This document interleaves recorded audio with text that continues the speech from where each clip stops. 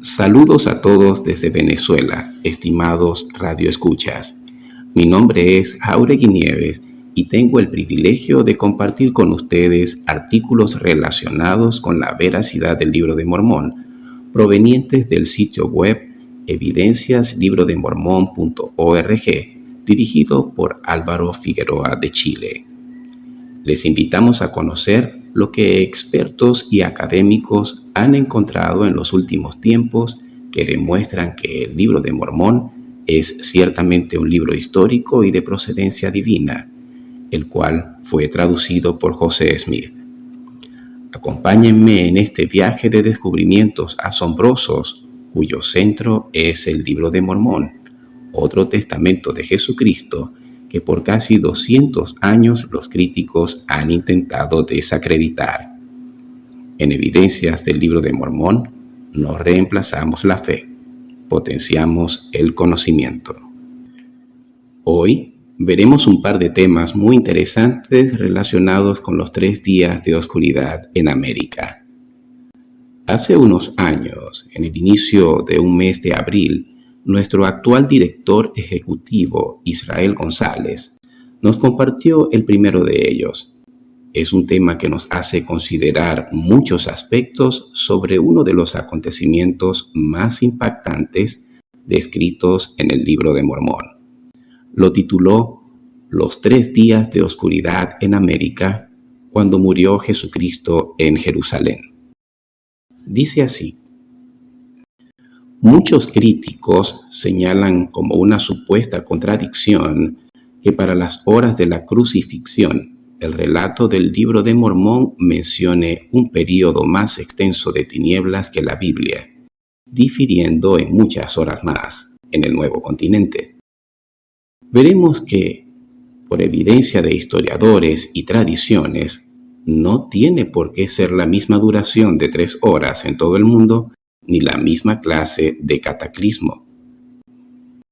Justamente hoy, viernes de Pascua, los cristianos recordamos los sucesos acaecidos en este día con nuestro Señor. Por la madrugada, la pasión de Cristo comienza.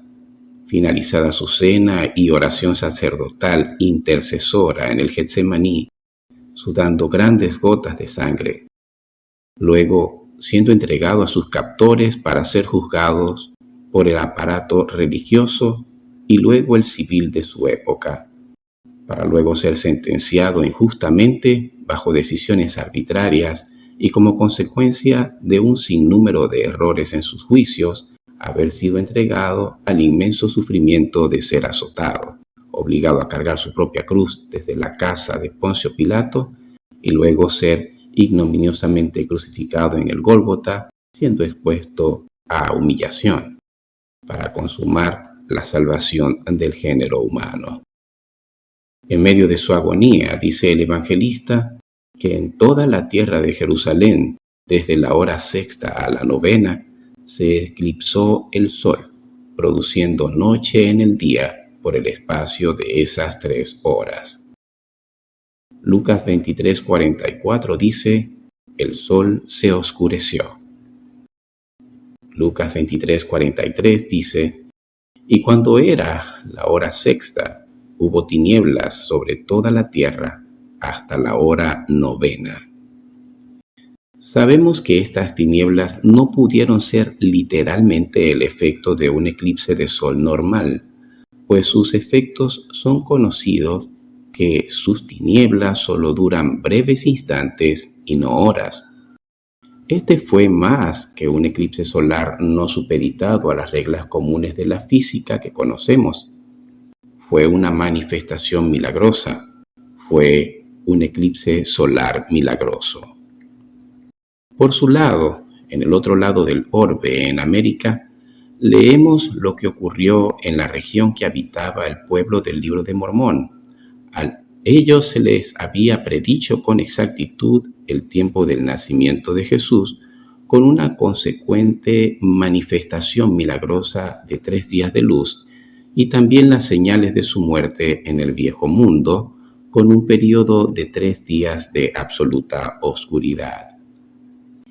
En el Amán 14 versículos del 20 al 21, leemos: Mas he aquí, como os dije concerniente a otra señal, una señal de su muerte, he aquí, el día en que padezca la muerte, se oscurecerá el sol y rehusará daros su luz, y también la luna y las estrellas, y no habrá luz sobre la superficie de esta tierra durante 3 días. Sí, desde la hora en que sufra la muerte hasta el momento en que resucite de entre los muertos. Sí, en el momento en que entregue el Espíritu, habrá truenos y relámpagos por el espacio de muchas horas, y la tierra se conmoverá y temblará. La primera crítica dice que esta oscuridad solo podía ser en la tierra de Jerusalén, no en América. Sin embargo, se halla evidencia que esta fue percibida por personas muy lejos de Jerusalén. El primero es Dionisio, conocido como San Dionisio Areopagita, quien estaba en Heliópolis, ciudad de Egipto, cuando vio un eclipse solar que rompía las reglas de la astronomía reconocida en aquel entonces. Luego dijo: «¿O Dios está dolorido o es que ha llegado el fin del mundo?». La segunda crítica dice que el Libro de Mormón menciona la oscuridad en la hora sexta. Sin embargo, existe un historiador griego y no cristiano que también dice que la oscuridad en Grecia fue percibida en la hora sexta. En el 4º año de la 22ª Olimpiada, tuvo lugar el eclipse más grande y extraordinario que haya jamás ocurrido, pues a la hora sexta la luz del día se trocó en tinieblas de noche, de modo que las estrellas aparecieron en los cielos. Estas son palabras de Flegón de Trales, cronista del emperador Adriano. La tercera crítica, siguiendo la línea de la primera, dice que esta oscuridad es poco probable que haya sido tan extensa como para perdurar hasta el otro lado del globo, es decir, abarcar toda la Tierra, todo el planeta. Sin embargo, en la tradición de los padres de la Iglesia, se da evidencia de que Tertuliano dice que el efecto ciertamente fue sobre toda la tierra. En el momento de la muerte de Cristo, la luz se apartó del sol y la tierra se oscureció al mediodía. Dicha maravilla está relatada en sus propios anales y está registrada en sus archivos hasta este día. Esto se puede leer en la obra Apologético o Apologeticum de Tertuliano. Incluso se data en la tradición que la oscuridad del viejo mundo no pudo ser producida solamente por la tormenta que acompañó a la crucifixión, pues dice que se veía el día como noche, al punto de que se podían ver la luna y las estrellas. Entonces pensemos, si este eclipse solar fue tan extenso, tan milagroso, fue percibido en Egipto y no sabemos su duración allí, fue percibido en Grecia y tampoco sabemos por cuánto, ¿por qué resulta ser tan descabellado para algunos que el Libro de Mormón registrase este eclipse hasta la madrugada de la resurrección de Jesús en el Nuevo Mundo? Lamentablemente, por la poca o nula continuidad histórica en el Nuevo Mundo, tenemos poca evidencia extraescritural de este eclipse, pero la suficiente para respaldar el largo de este y los efectos devastadores que atestigua el Libro de Mormón. Leamos la tradición escrita de los indios Washoe, grupo indígena de la parte sur de Norteamérica. Hace tiempo, mucho tiempo, quizás 100 años, indio no está seguro. El hombre blanco sabe. El padre de mi abuelo, muy viejo, quizá 200, 300 años, no sé. Valle Carson, Valle Washoe, Valle Truckee, Valle Long, Lago de la Pirámide, Lovelock, todos estaban llenos de agua, muchos peces, muchos patos, peces grandes también. Ahora ya no están aquí, ya se fueron para no volver. Los indios Washoe vivían en las altas montañas. A veces el indio Washoe tomaba la canoa para ir a ver al indio Paiute, y quizás indio Paiute tomaba la canoa para ir a ver al indio Washoe. Ellos muy buenos amigos todo el tiempo. Señalando en dirección oeste del valle Washoe, el anciano indio continuó: gran montaña, con fuego todo el tiempo, hace ruido espantoso, con mucho humo. Indio tiene miedo. Un día, la montaña da mucho humo, hace mucho ruido, la tierra tiembla mucho. Indio muy asustado cae al suelo y llora mucho. El sol sale cada día, señalando al sureste. Se pone cada día, señalando al noroeste. Pero un día el sol no sale. Indio no sabe por qué. Hay mucho humo en la montaña. La tierra tiembla mucho, el viento sopla, las aguas hierven.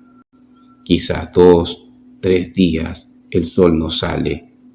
Indio no come, no duerme, solo llora y llora, muy asustado. Entonces el agua hace mucho ruido y corre muy rápido, como el río Truckee. Las aguas bajan y bajan, las montañas suben y suben, mucho lodo, muchos peces mueren. Entonces el sol sale tras las montañas, señalando al sureste. Entonces se pone allí, señalando al noreste. El hombre blanco sabe, el indio no sabe. En 2 o 3 semanas el lodo se seca. El indio Paiute y el indio Washoe ahora caminan. Ya no van en canoa. Toda el agua se ha secado. Quizás poca agua queda. Lago Pirámide, lago Honey, lago Washoe, muchas montañas. Él viene muy pronto. El indio no está seguro. El agua y el pez grande no vuelven. Nunca más volverían. Esto lo podemos encontrar en Progressive West Magazine, reproducido en Deseret Semi-Weekly News del 5 de febrero de 1906, traducida como Revista Progresista del Oeste. En efecto, el pueblo del Libro de Mormón tuvo que asociar estos sucesos, este eclipse y cataclismo, a la mismísima muerte predicha del Verbo hecho carne. En Tercer Nefi 8:23 dice: y sucedió que duró por el espacio de 3 días, de modo que no se vio ninguna luz, y hubo grandes lamentaciones, gritos y llantos continuamente entre todo el pueblo. Sí, grandes fueron los gemidos del pueblo por motivo de las tinieblas y la gran destrucción que les había sobrevenido. No es, por tanto, base suficiente de contradicción argumentar que, porque en el viejo mundo la oscuridad duró 3 horas, en el nuevo mundo no pueda haber durado 3 días. Como vemos, el efecto fue visto en toda la tierra, percibido de manera distinta y con cataclismos asociados también distintos. Todos los pueblos de la tierra pudieron percibirla en un grado distinto. Y esto por el carácter milagroso del mismo suceso. No se le pueden aplicar las reglas tradicionales de la astronomía y la física convencional. Nuestro amigo Israel concluye con las siguientes palabras: creemos que el Libro de Mormón aporta valiosa información de cómo la tierra sufrió para que su pueblo en esta parte del mundo, la de América, pudiese sentir más plenamente a su Salvador. El usar el argumento de 3 días versus 3 horas como contradicción es un intento más desesperado de los detractores por desacreditar el Libro de Mormón a como dé lugar. Una vez más, infructuosamente. El Libro de Mormón es verdadero. El segundo tema de esta ocasión, relacionado con la anterior, lleva por título Evidencia de oscuridad solar en una geografía limitada y fue compartido por nuestro director general Álvaro Figueroa poco tiempo después, y tomando como referencia al tema de Israel González, el cual acabamos de compartir. Nos dice Álvaro a manera de introducción lo siguiente: este artículo muestra la evidencia de cómo es posible un oscurecimiento total en una zona geográfica limitada, tal como ocurrió en los 3 días de oscuridad, solo en la porción de América donde habitó el pueblo nefita al momento de la muerte de Jesucristo en Jerusalén. Luego nos explica. Hace un tiempo, Israel González escribió un excelente artículo titulado Los 3 días de oscuridad en América cuando murió Jesucristo en Jerusalén. Este artículo generó un fuerte debate en el que un anónimo sostenía que nunca en la historia se había producido algo semejante, es decir, planteaba como imposible pensar que solo en un sector geográfico limitado existiera oscuridad total.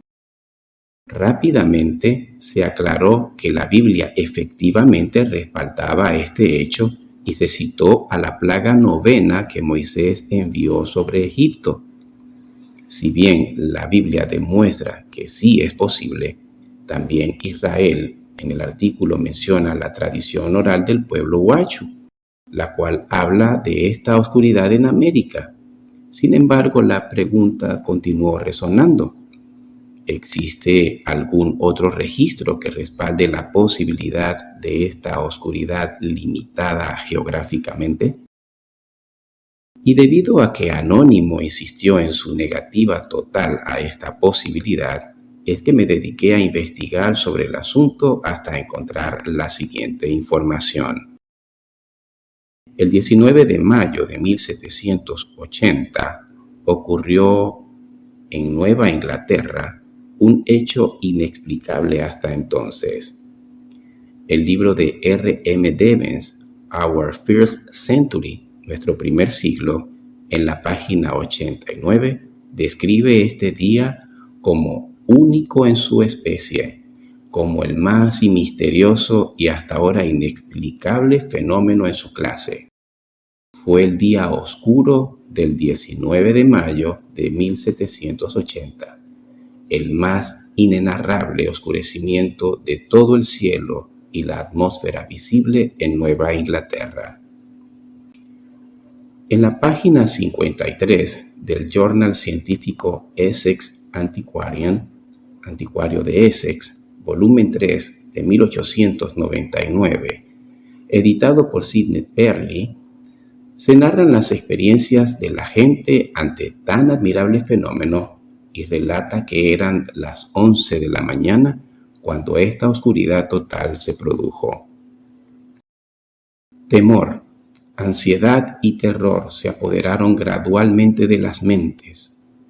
Desde las puertas de sus casas, las mujeres contemplaron la lóbrega escena. Los hombres volvían de las faenas en el campo. El carpintero dejaba sus herramientas. El herrero su fragua, el comerciante su mostrador. Los niños eran despedidos de las escuelas y huían a sus casas temblando. Los viajantes hacían alto en la primera casa que encontraban. Cada labio y corazón preguntaba, ¿qué va a pasar? Parecía como si un huracán se fuera a desatar sobre la región, o como si fuera el día de la consumación de todas las cosas. Hubo que prender velas y la lumbre del hogar relumbraba tan brillantemente como en una noche de otoño sin luna. Las aves domésticas volvieron a sus gallineros y corrales y se dispusieron a dormir. El ganado reunido en su encierro mugía, las ranas croaban, los pájaros cantaban sus melodías vespertinas y los murciélagos revoloteaban. Solo el hombre sabía que no había llegado la noche. El doctor Nathanael Whitaker, pastor de la iglesia del Tabernáculo en Salem, dirigió cultos en la sala de reuniones y predicó un sermón en el cual sostuvo que la oscuridad era sobrenatural. Otras congregaciones también se reunieron en otros lugares. En todos los casos, los textos de los sermones improvisados fueron los que parecían indicar que la oscuridad concordaba con la profecía bíblica. La oscuridad alcanzó su mayor densidad poco después de las 11 de la mañana. Ahora, lo más importante del punto que el libro de William Gordon titulado History of the Rise, Progress and Establishment of the Independence of the United States of America, Historia del ascenso, progreso y establecimiento de la independencia de los Estados Unidos de América, tomo 3, página 57, hace referencia a los límites geográficos en que se produjo este fenómeno. Veamos. En la mayor parte del país fue tanta la oscuridad durante el día que la gente no podía decir qué hora era, ni por reloj de bolsillo, ni por reloj de pared. Tampoco podía comer o atender los quehaceres domésticos sin las velas prendidas. La extensión de esa oscuridad fue extraordinaria. Se la observó al este hasta Falmouth y al oeste hasta la parte más lejana del estado de Connecticut, en la ciudad de Albany. Hacia el sur fue observada a lo largo de toda la costa y por el norte lo fue hasta donde se extendían las colinas norteamericanas. La explicación es notable y no deja ninguna duda de que sí hubo una oscuridad total, y lo más destacable es que esto ocurrió en una zona geográfica totalmente limitada, sin que el resto del país percibiera lo sucedido. Álvaro concluye así: como podemos apreciar, definitivamente la oscuridad de 3 días mencionada en el Libro de Mormón y que solo ocurrió en América es totalmente posible. La conclusión extraída de la presente investigación nos permite señalar que las críticas y cuestionamientos realizados por muchos lectores a la veracidad del Libro de Mormón finalmente nos fortalecen, ya que es a través de ellas que surgen nuevos desafíos investigativos que no hacen más que confirmar estas verdades y fortalecer nuestro testimonio. Es maravilloso apreciar cómo es que el Libro de Mormón demuestra ser un testigo de la verdad, aún en aspectos que pareciesen ser incomprensibles y hasta ilógicos. Comprendemos ahora que 3 horas o 3 días de oscuridad en un lugar específico de la Tierra no representan ningún inconveniente para la voluntad de Dios, pues Él puede hacer que sus hijos vivan experiencias similares, pero a la vez muy específicamente diferentes, que les ayuden a alcanzar la madurez espiritual. Nuestro viaje apenas comienza. En Evidencias del Libro de Mormón, no reemplazamos la fe, potenciamos el conocimiento. Les narró Jáuregui Nieves. Hasta la próxima.